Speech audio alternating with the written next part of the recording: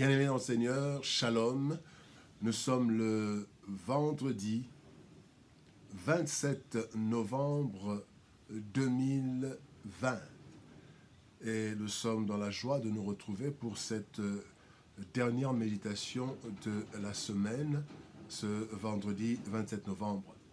Nous allons lire un texte dans Galates chapitre 6, versets 9 à 10.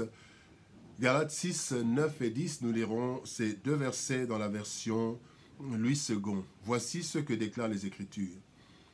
Ne nous lassons pas de faire le bien, car nous moissonnerons au temps favorable, si nous ne nous relâchons pas. Ainsi donc, pendant que nous en avons l'occasion, pratiquons le bien envers tous et surtout envers les frères en la foi. Pratiquons le bien. Tel est le message que le Seigneur nous adresse aujourd'hui. Le Seigneur nous parle à travers ce texte. Nous avons vu hier, nous avons parlé de la bonté. Et la bonté, c'est un des attributs moraux de Dieu. Et cet attribut, les attributs moraux de Dieu, sont des attributs qui se retrouvent aussi, qui doivent se retrouver dans l'homme créé à l'image de Dieu, mais aussi et surtout dans le chrétien en qui Christ vit. Ainsi, la Bible ne nous demande pas d'être bon, mais de pratiquer cette bonté qui est supposée être en nous.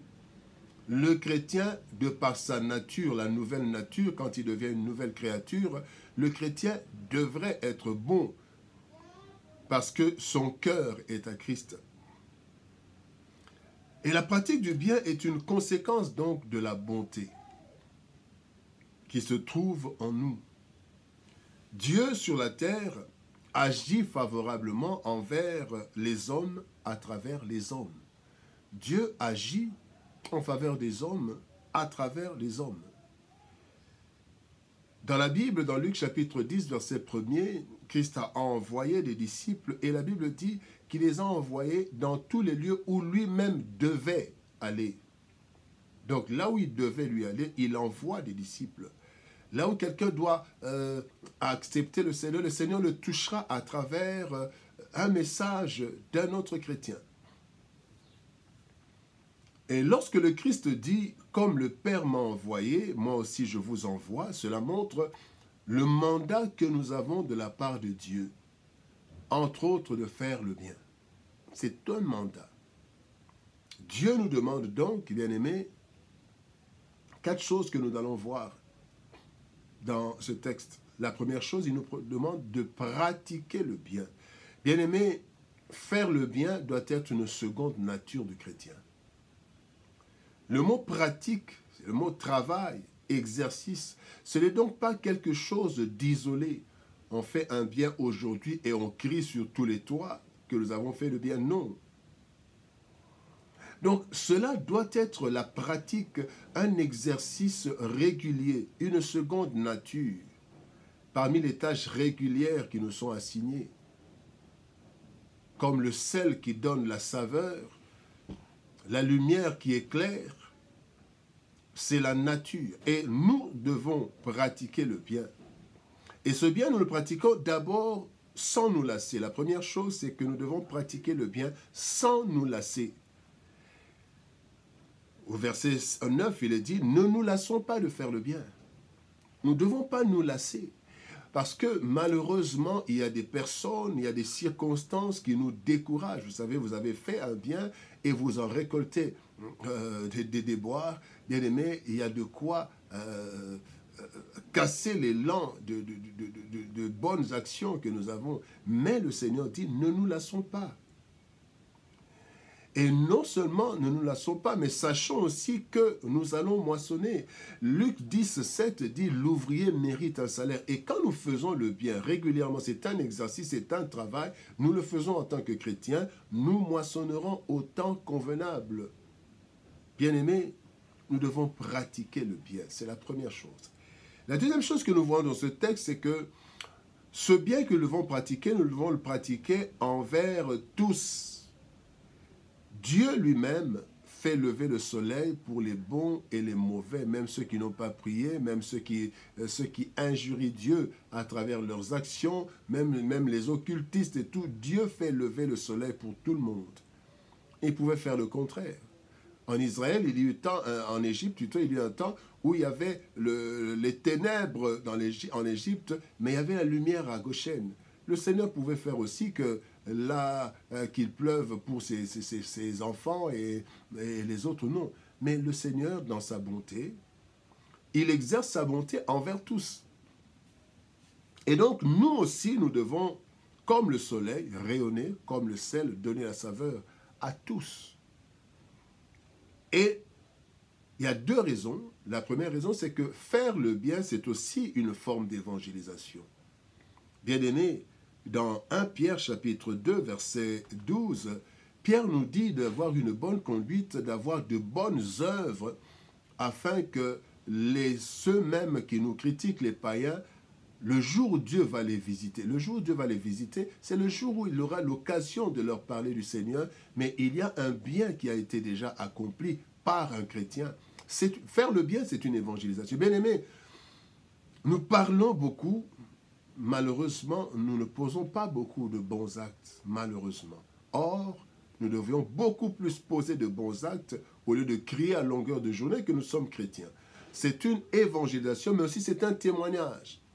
C'est un témoignage. Être chrétien, ce n'est pas le déclarer, ce n'est pas danser, ce n'est pas d'abord aller à l'église.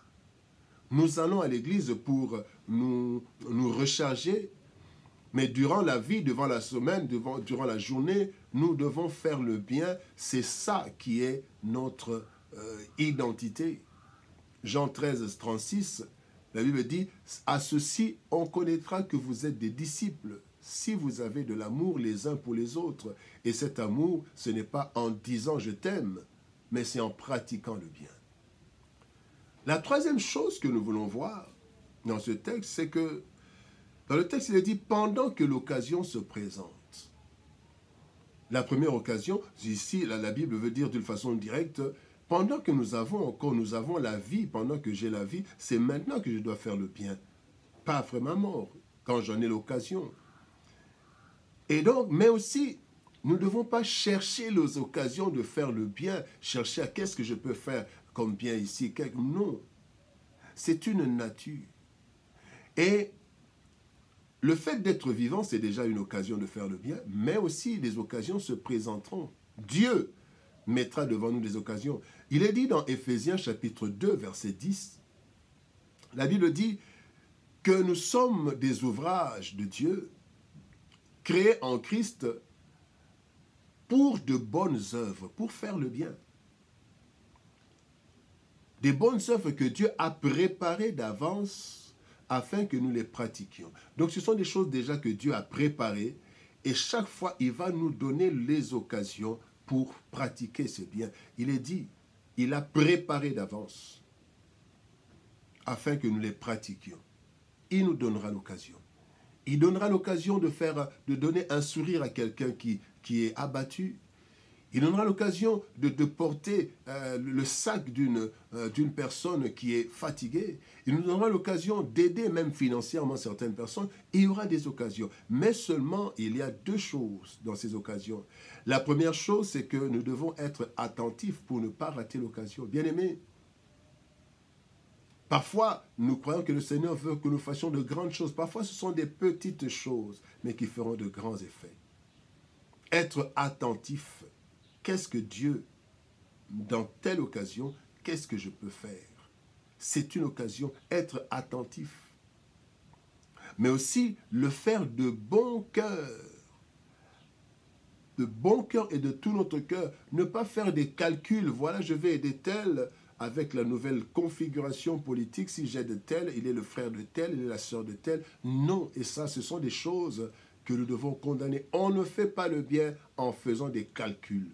On le fait de tout son cœur. Colossiens chapitre 3, verset 23. Tout ce que vous faites, faites-le de bon cœur, comme pour le Seigneur et non pour les hommes. Mais aujourd'hui, nous sommes habitués à voir des personnes faisant le bien pour des hommes parce qu'ils attendent le retour de l'ascenseur. Avec le Seigneur, vous risquez d'avoir...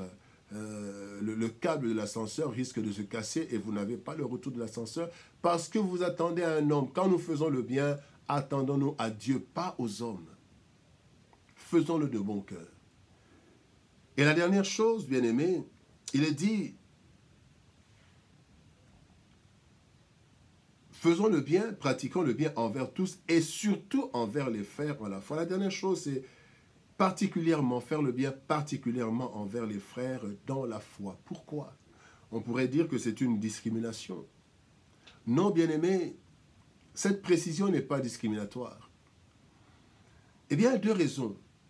La première raison, c'est que le chrétien est un enfant de Dieu et bénéficie d'une attention particulière de Dieu. Ça, il faut qu'on se le dise. Quand nous sommes chrétiens, nous bénéficions d'un statut particulier auprès du Seigneur, de faveurs particulières, parce que nous sommes en Christ.